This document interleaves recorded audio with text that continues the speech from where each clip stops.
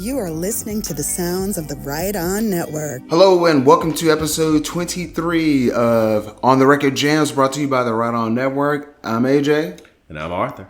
Hey, and we're back because we're talking about what I'm bringing on the record. Both of us, actually. We're going back to the 1990s. Some mainstream / indie rock with a pop vibe to it. We're doing Weezer's Susanne from the Mallrats soundtrack, written by Kevin Smith, directed by Kevin Smith, back in 1995, guys. What a year, huh? Yeah, we're talking 30 years ago now. Which Good is hard Lord. to believe. So you have to say it, and you have to think, okay, really, it's been that long.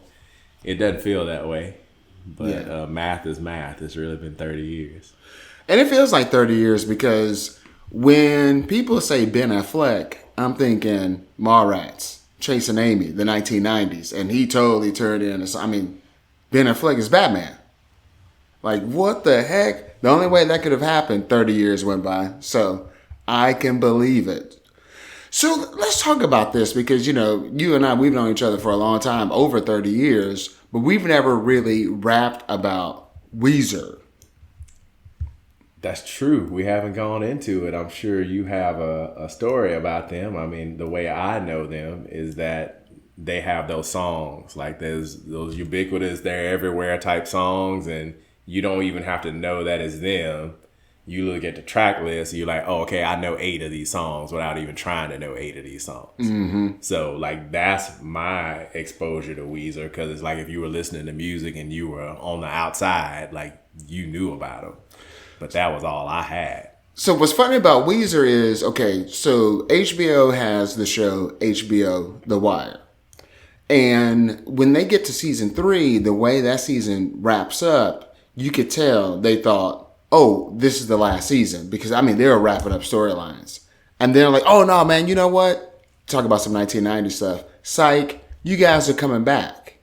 So when season 4 opens up, it's like a whole new story arc.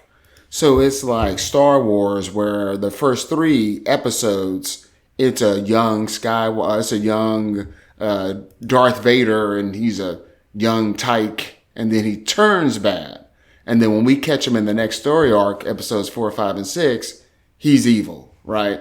So with The Wire, it was characters who were adults, they're now fully grown and mature. And then people who started off mature, they're now backsliding. So it's like, oh man. So, because I remember I watched season 4 first, and that's how I was introduced to the characters. Then when I went back and watched 1 through 3, I was like, oh, this guy that was actually trustworthy, he started off kind of foolish. But the thing is, the fact that The Wire went 5 seasons, it's kind of a miracle. Well, Weezer, the fact that we're in the year 2025, and Weezer is still putting out music. They're touring. I would have never thought it when I was in my room in 1995 listening to the Blue Album. I think even back then I thought, I probably won't hear this in the future. And I was loving it. And I was thinking that then. Or not that I was thinking that, but there's definitely some bands they've come and gone. And I would have thought, oh yeah, they're going to be here for a while. They're gone. The fact that Weezer is still here, it is unbelievable. So before we get to Weezer, in the 70s, in the 80s, you have like these new wave bands, these indie bands and all this stuff, these kind of hip bands. And the Pixies, it's one of those bands where, like with Bob Dylan, when he released Like a Rolling Stone, I think I told you this before, these soul singers, I can't remember who it was. One of them said, like, hey, I listened to Bob Dylan's Like a Rolling Stone. I don't get it. And then the response was, I think now you don't have to sing well. You just need to mean it. Right? And that kind of changed things where it's like now, okay, there's some people that's in music that traditionally probably wouldn't have been. So like when I'm hearing a lot, like I listened to this Billy Corgan of the Smashing Pumpkins interview where he was interviewing Gavin Rossdale from Bush, like these 90s alternative bands. And they talked about how like the Pixies opened it up because, you know, when you listen to Aerosmith, you're like, well, I can't do that. But then when you listen to the Pixies, where they simplified it, they crystallized the rhyme so you could sniff it, like Inspector Deck said from Wu-Tang Clan. It's like, wait a minute, now this I can do. Like I can do some like kind of garage stuff and make it poppy, and then yeah, I can do this. I can be kind of quirky and all that and still make it. So boom, we get to Weezer, where this is post Nirvana. All right. Kurt Cobain, Nirvana, they're out of it. And it's like, okay, where are we going to go from now? And I think we're in the mid 90s where journalists are starting to kind of turn their backs on grunge. All right. So Weezer comes in with their opening single, The Sweater Song. And I remember, Arthur, MTV used to do this thing called the Buzz Bin. And they would have these commercials where they would play like little snippets of the song. So this was directed by Spike Jonze. He directed a bunch of movies. And it's the backdrop is blue like the album. And Rivers just kind of walks up to the mic before the lyrics start. So you're thinking, oh, he's about to sing. And then he kind of steps slightly to the right of the mic and just stares as the vocals are going. Now, I was like, oh, he's being irreverent. Now, at the time in 10th grade, I wasn't using the term irreverence and I wasn't using the term random, but I think that attracted me. Like, oh, they're kind of like taking the piss. Like, because you would think like, man, we made it. We need to be like, yeah, man, I'm all into this. I'm going to, whatever the director says. The fact that you're kind of doing Nana Nana Boo Boo and this is your first, it's like, oh, huh. So then this band, because we're doing Susanne. And even though it's in the 90s and it sounds garage rock, they're kind of doing like this 1950s music, right? So that's what, and I think Spike Jonze kind of picked up on that because when he directed Buddy Holly, boom, they're in the Happy Days video. Right. So, and I don't think they ever said like, hey, we're being the 1950s, but they're doing background vocals. They're darn near doing doo-wop, doo-wop on some of the songs on the first album. So it kind of would go like, I think these guys, I'm going to put them in that kind of setting. And then I told you this, the third single, Say It Ain't So, that's the one where you're like, man, I heard this before. It's in the Rock Band, Guitar Hero, all this stuff. That was the first time where, because, when I shared a room with my brother, I was basically listening through music through him. So this time, 1994, 1995, this is like the first time where I'm like buying my own music. And I remember I bought Weezer's Blue album, self-titled Weezer, and Pearl Jam's third album, Vitalogy. All right. So at that time, I never listened to the radio. I only watched MTV.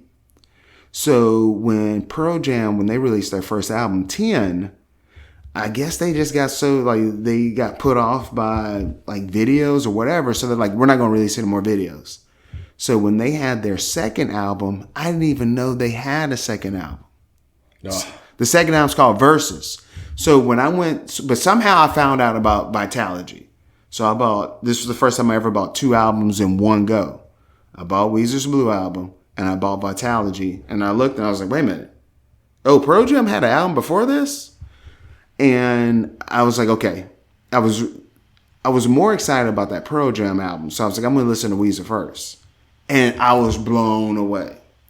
So this is during a time where you have your CD player and you're just sitting in your room with your headphones on.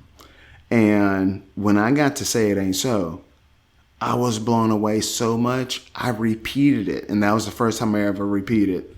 Probably the last time, because usually I just let things roll. But that really hit me.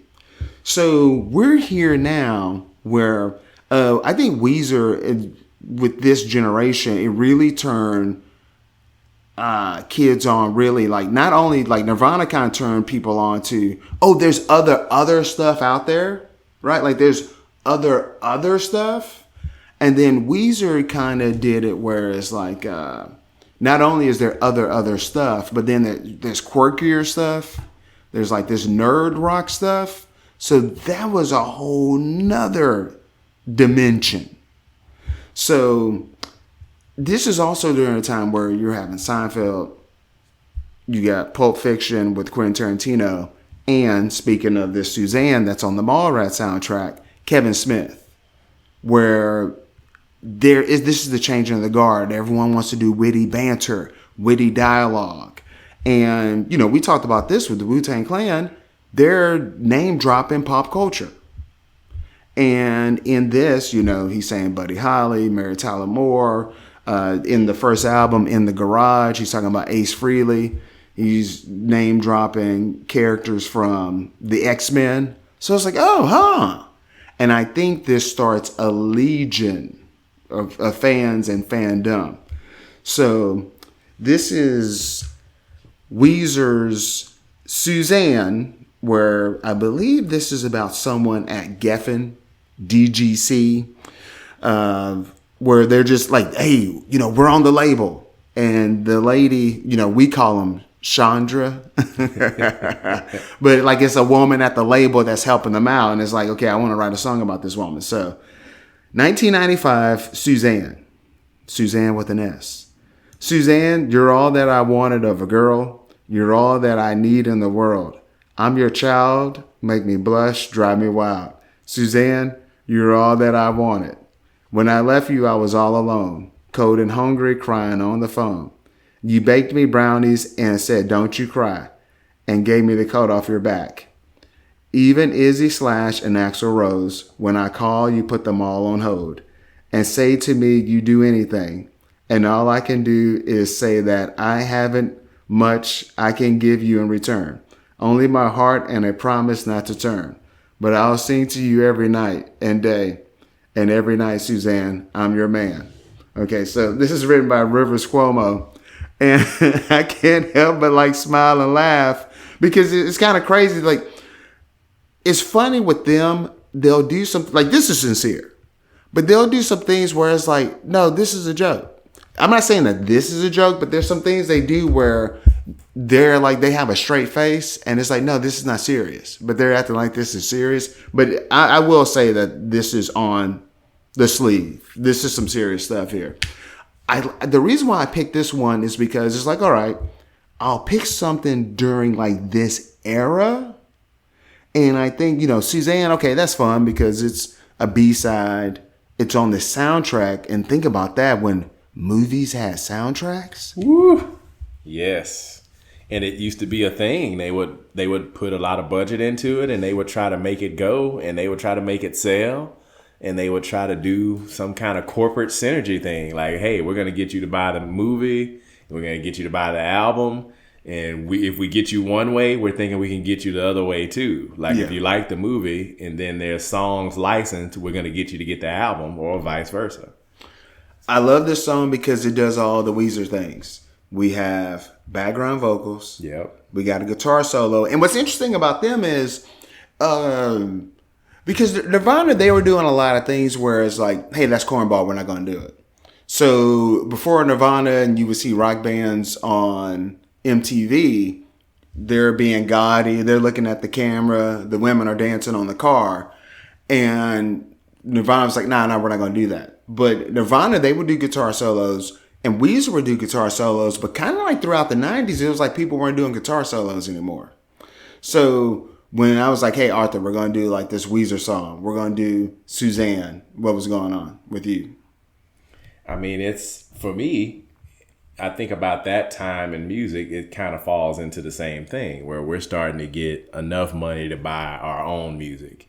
In my case, I always use the word subjected sarcastically, but I was subjected to my parents' music. So I had the 70s music and the 80s music and kind of seeing how R&B went from being almost this rebellious thing in the 70s with a lot of the acts, even the ones that sold a lot, they kind of weren't playing it straight. They're cussing on records, they're doing double albums, they're kind of doing oddball stuff. And then when you got to the 80s, you ended up what people now call this middle of the road R&B. Jeffrey Osborne when he went solo, Luther Vandross, that stuff, where this is meant to kind of cross over and it might not, depending on the label support. The Pop-Tart charts. That was on Martin about Luther Vandross. Okay, I'm sorry. Yeah, so people wanting that, and it's you see it in the documentaries now. It's very clear, that's what they were trying to do. They were trying to sell a bunch of records. But then when you get to the early 90s, you're talking now hip hop is there, and it's past like the point of, hey, is this going to be around? Like, people are putting resources into this. You got your Wu-Tangs, you got your Tribe Called Quest, and we're seeing them on Rap City. We're seeing them on MTV.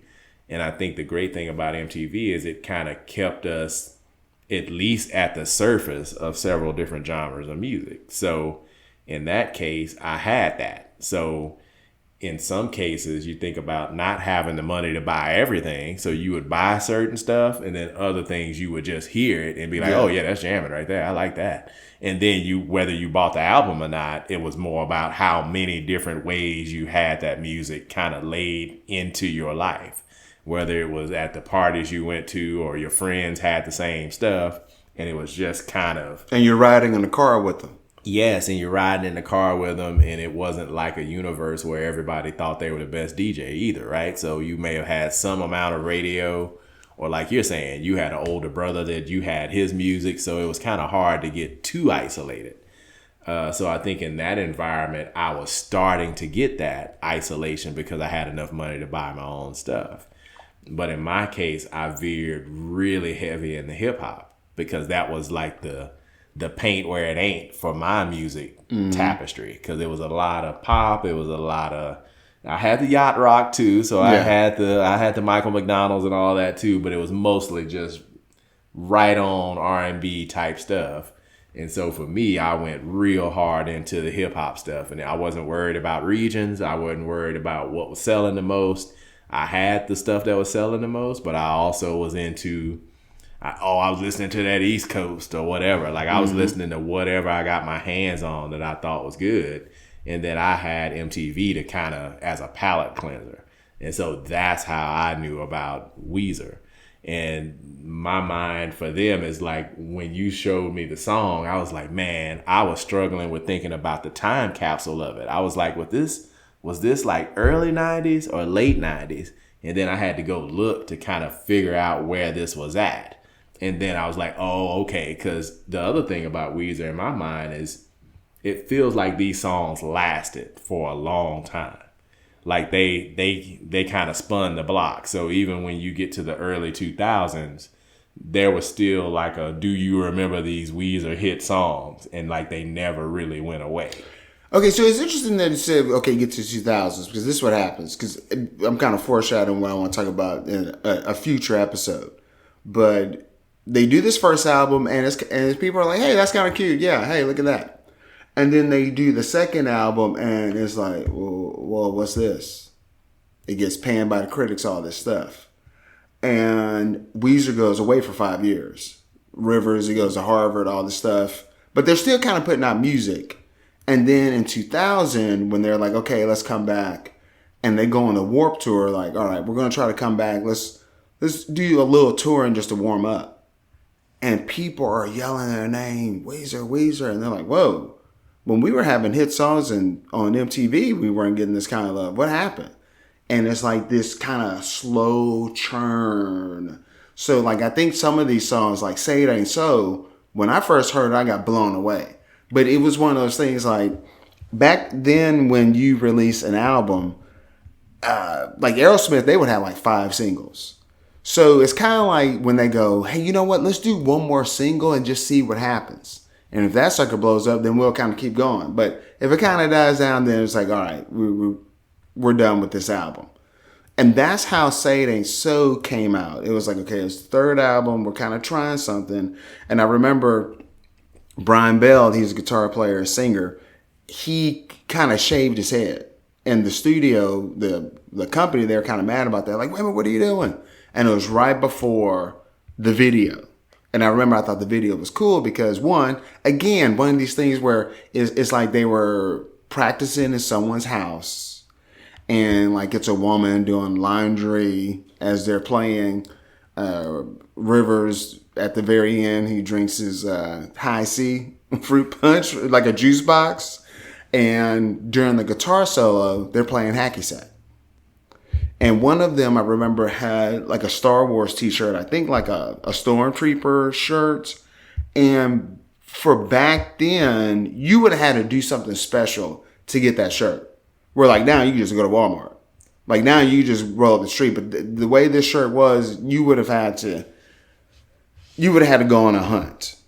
This was like 95, 96. So yeah, they're one of those bands where, again, it's a miracle they're still here. I'll talk about later in the future how I think there was an effort to end them, right? Like it was like a concerted effort, like, and we're going to talk about that. But with this, I think this is like some typical Weezer stuff. Like there's a lot of joy in it. There's the one lyric, even Izzy Slash and Axl Rose, when I call, you put them all on hold. And the original lyric was supposed to be even Kurt Cobain and Axl Rose, because they were all on Geffen. Right. The little DGC part or whatever it was called. But, unfortunately, Kurt Cobain committed suicide, so he changed the lyric up. But there's a little fun fact with that. But also Weezer, it's Gen X, and they're not quite grunge, but they fit into that kind of slacker motif. And, like, it's on this Mallrats soundtrack. And in Mallrats, it was kind of like, a comedy for slackers. And it just fit that whole 90s vibe. What did you think about this sonically? Did it sound modern? Did it sound like, oh yeah, this is definitely some 1990s stuff? What was your thought on that? See, it didn't sound that way to me at all, because what I did is I listened to the song first, and then I was like, well, I remember Mallrats. I remember seeing the movie. I remember this song. And then I was like, I need to make sure I understand which album this is on. And then that's when I had the aha moment of like, no, this wasn't on the album. Yeah. This was in between albums. So then I was like, well, let me go back and listen to the album before this song and this movie. And so then that led me to the first album. So it's like, okay, I'm listening, or the first, official album. So then, yeah, I'm listening to the Blue album, and yeah, like half of those songs, I'm like, oh man, yeah, okay, this was 94. Like, I didn't even want to believe it was 94. But yeah, it's like I knew half the songs. But it was just a matter of, like you're saying, those songs got multiple lives. And over the course of those different times, I would catch another piece of those songs. Maybe I even heard the whole album, but it wasn't one of the things that I had in rotation. So as far as this song, it kind of hits what you're talking about. Like there's a borderline doo-woppy thing going on with it. I would say as far as the album before, it was a lot of drumming going on. And I mean that in a good way. Yeah. So that was real noticeable on the album, whereas Pat Wilson's the drummer. Yeah, but Susanne didn't have that. But yeah, it still had kind of that swing to it, like that sing-songy, the pop piece. Yes. And some people say pop now. Like, I think we talked about this during the Neon Indian episode. It's like people start talking about pop music like if you make something that people should like, it's like a negative thing. Mm-hmm. And it's like, wait a minute. Who are you making the music for if you don't make it for people to like it, right? Everybody can't make the I'm too cool to make it for you type music. So I think they were kind of meeting people halfway with some of the decisions they made with how stuff went. Whether you talk about the layers of the vocals, I think in this song you could kind of hear it like, hey, we want you to sing this. Oh, yeah. And we're not trying to run off and leave you. We're not trying to do anything too crazy with the lyrics. Like, we're laying this out. We want this to be a straightforward song. And maybe if we sneak some stuff in musically, we'll do that. But we're kind of playing it as straight as we know to play it on this. So that's what I got from this song. And then, yeah, of course, I'm always looking for the context. So when I seen it, was like, oh, okay, this is like a A&R assistant. And like you said, it's literally like a Shonda. It's like they made a song for their Shonda. I'm like, you know what, Wu-Tang, y'all need to do something for y'all Shonda. How many samples y'all got cleared and all that at the last minute? Like, y'all owe her a song. And like what we're talking about is, okay, so like with Wu-Tang Clan or whatever, like perfect example, with Ghostface, he had the album Bulletproof Wallets. And like there was a version, and then Chandra didn't get the samples cleared. So when the album comes out, you didn't get those songs. So we go, come on, Chandra. Yeah. Come on, Chandra.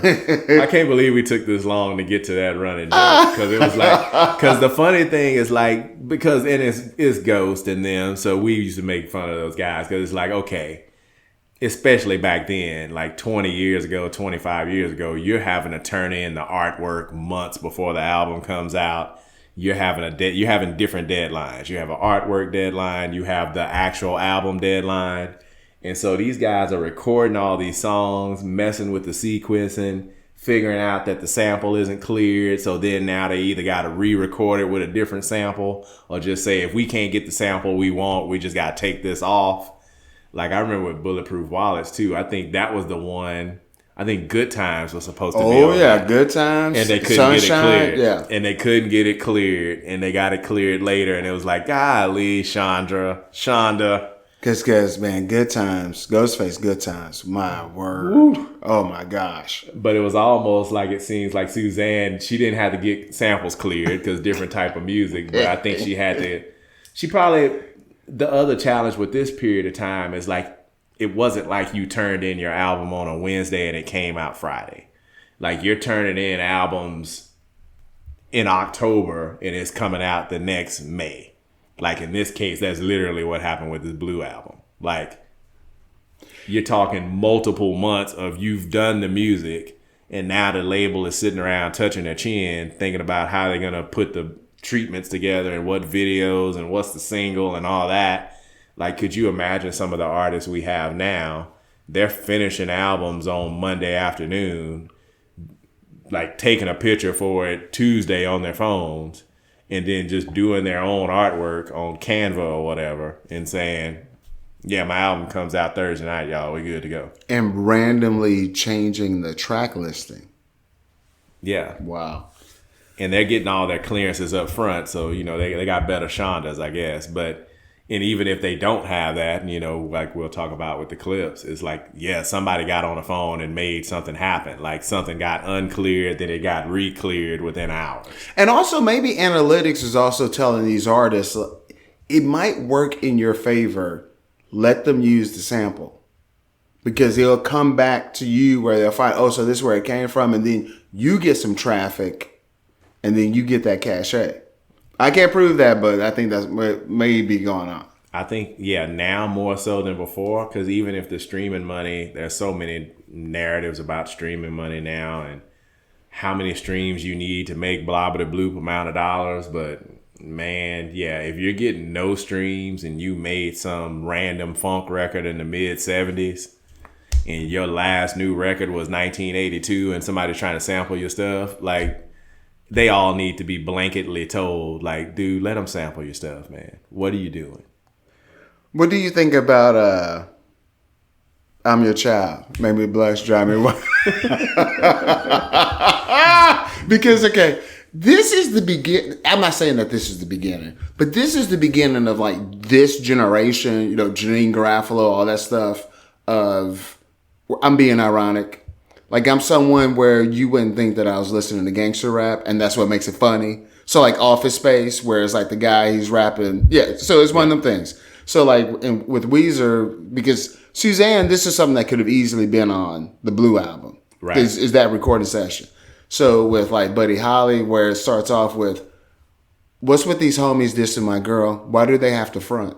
Right. This is the start of, like Nirvana, they never did something like that. Like, Pearl Jam, they're not doing that because they're like, that would be borderline kind of disrespectful. Like, it's not genuine. So, but it almost gets to the point where it's like, hey, actually, I'm not being funny. Now this is just me.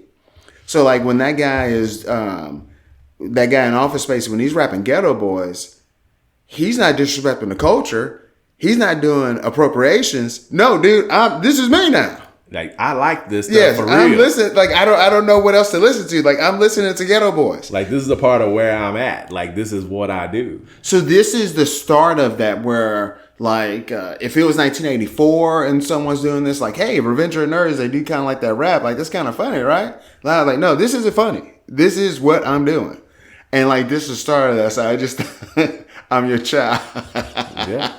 I mean, you think these are the first maybe adult kids that are well past the time of desegregation. right? Like if you're in your 20s in the mid 90s, like you don't have any experience with full segregation. You're dealing with maybe self-segregation. You're dealing with the segmentation in the music. But again, we had MTV kind of lumping stuff together, doing countdowns. And sure, even in their case, they had certain shows and things were still sectioned off. But if you got a TV all day long and you're a kid with free time, you just turn to MTV and you don't 100% know what time everything comes on. So you just turn to it and watch videos. And then now you're just seeing some people and you don't 100% know where everybody's from unless they go out of their way to tell you. Now in rap music, it was like, hey, I got to holler out my city like on every other song. So now you know where those people are from. But I don't know that in the mid 90s, I knew where Weezer was from. They're a band based out of LA, but the members are from everywhere. What's interesting is, and this is during a time period where it's only for the first two albums where, we have the bassist. This is where we're going to have to do some editing. Matt Sharp. Keep that in there. So Matt Sharp, he's the bassist, and he brought a whole nother kind of flavor to it. And I sent you that Saturday Night Live skit where she goes, Weezer died when Matt Sharp left. Yeah. And I'm not saying I subscribe to that, but I like, figure it out. Bring him back. Let him play keyboards or something. But he would bring like this kind of flavor to it and like kind of weirdness to them. Where like when he left, it's kind of like, But,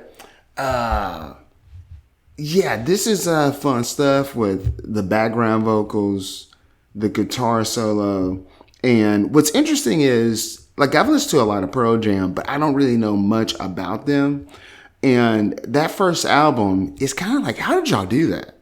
Because it's very professional and polished. And I'm not talking about production, like, dude, how'd y'all do this? Like, this seems like something someone would have done like on their third or fourth album. You guys came ready. And the reason why I mention all that, to bring up Nirvana again, their first album, Bleach, because you got Rivers Cuomo, you got Nirvana where, yes, they're a 90s band, but they're cutting their teeth in the 80s. So like Rivers Cuomo, the head writer for Weezer, lead singer, he'll talk about how like, man, I didn't know anything about alternative rock when I was younger. I was listening to like heavy metal and like Kiss records. So it's kind of interesting where it's like, well, what gets you into this? Metal.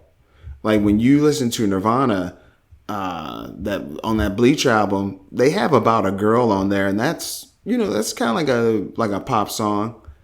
But the rest of the stuff, like, it's some heavy stuff on there. It's weird, and the structure is wild.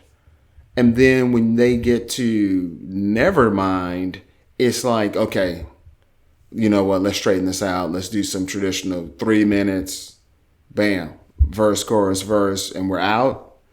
And it's kind of interesting, like we've talked about the Strokes before, and I listened to like I watched an unauthorized biography on him, and it was a guy that was like, I would see him before they recorded their first album, and you could tell like something happened in that studio, and they just got kind of better because the album was kind of better than what they were before that.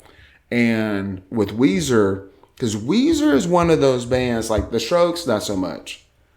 Weezer has like over 1,000 songs just out there. They got different demos, all this stuff. I'll talk about in the future how they were going to have this album 5 and all the fans were excited about it, where I was. The album 5 demos, and then something happened and Rivers met with Rick Rubin. All that stuff got scrapped and we got Make Believe. And hey, I like Make Believe, but I also like what was about to be on that demo stuff. But I would say they got like thousands of songs just out there. Different versions of like things that actually made the album, unreleased stuff. Like it's just all this stuff. So when you listen to some of the early takes of things that Weezer was doing before this, it was kind of rough and raw. And it's kind of interesting that when they go in that studio with Rick Ocasek, the songwriter for the Cars, he produced this album and he produced the Green album. And something happened, and it's like they just kind of straightened up and bam, they got on it.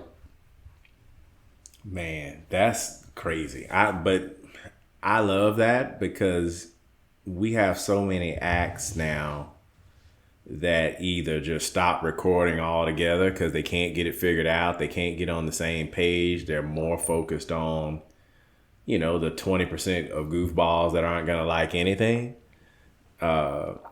Instead of saying, hey, we got a group, we have fans, and even if not, we want to make this music. We're musicians. This is what we do. Let's just get some more music laid down. And okay, if you can't find an album to put it on, can't find a place to release it, then maybe you don't.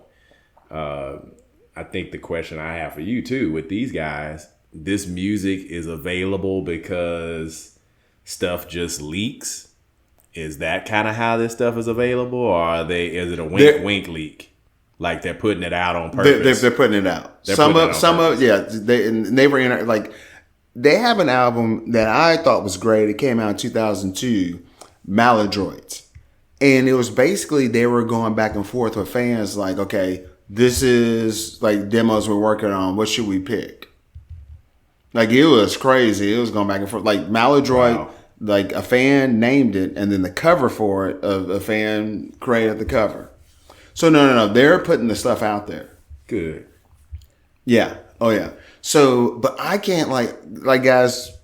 I kind of consider myself a big Weezer fan, but I didn't jump off. It's just I just kind of stopped at the White Album. So I need to get on Pacific Daydream. I need to get on the Black Album. I need to get on Van Weezer. And whatever else they're doing. But again, I cannot believe. I think Weezer, they've been even more legendary maybe if they would have stopped at the second album. But I mean, like you're saying, Beverly Hills played at basketball games. Yeah. At sporting events. Yes. They've been Emmy nominated. I mean, they're at the point now where they're an institution.